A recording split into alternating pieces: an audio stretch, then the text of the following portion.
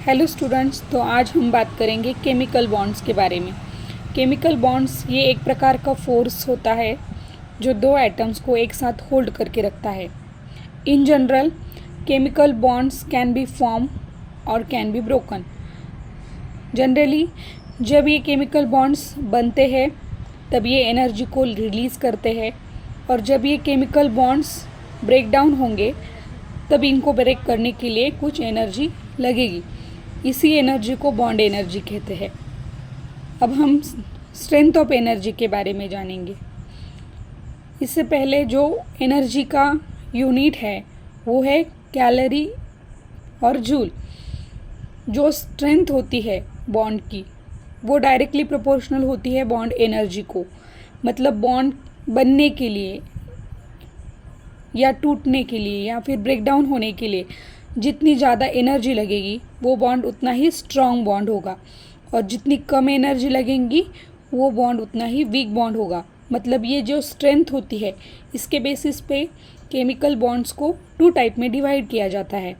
पहला होता है स्ट्रॉन्ग बॉन्ड और दूसरा होता है वीक बॉन्ड। जो स्ट्रॉन्ग बॉन्ड होते हैं उनकी जो स्ट्रेंथ है वो मोर देन 10 किलो कैलोरी होती है, और जो वीक बॉन्ड होते हैं उनकी जो स्ट्रेंथ है वो लेस देन 10 किलो कैलोरी पर मोल होती है। अब हम बात करेंगे इनमें जो टाइप्स है उसके बारे में। जो स्ट्रॉन्ग बॉन्ड होते हैं वो 3 प्रकार के होते हैं: आयोनिक बॉन्ड, कोवैलेंट बॉन्ड और कोऑर्डिनेट इंटरैक्शंस। अब इन बॉन्ड्स की भी अपनी अपनी स्ट्रेंथ होती है। जो आयोनिक बॉन्ड होते हैं वो बायोलॉजिकल रिएक्शन में नहीं होते, वो केमिकल रिएक्शन में पाए जाते हुए वो स्ट्रॉन्गेस्ट बॉन्ड होते हैं।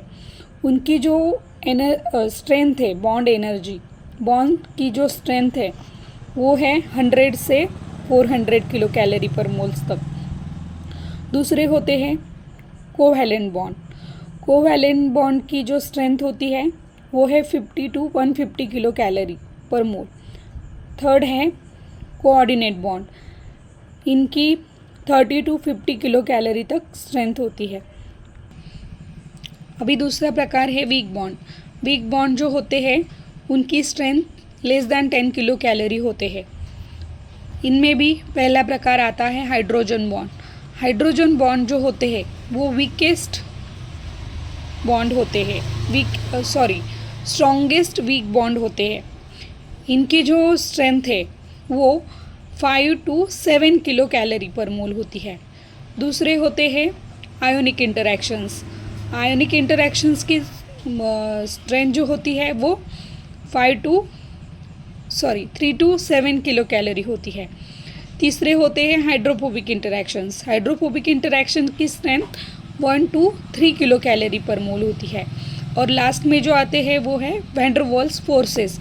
वैन डर वाल्स फोर्सेस की स्ट्रेंथ जो होती है वो मोर देन 1 किलो कैलोरी होती है। इस प्रकार से हमने आज केमिकल बॉन्ड्स के बारे में डिस्कस किया है। Thank you for watching.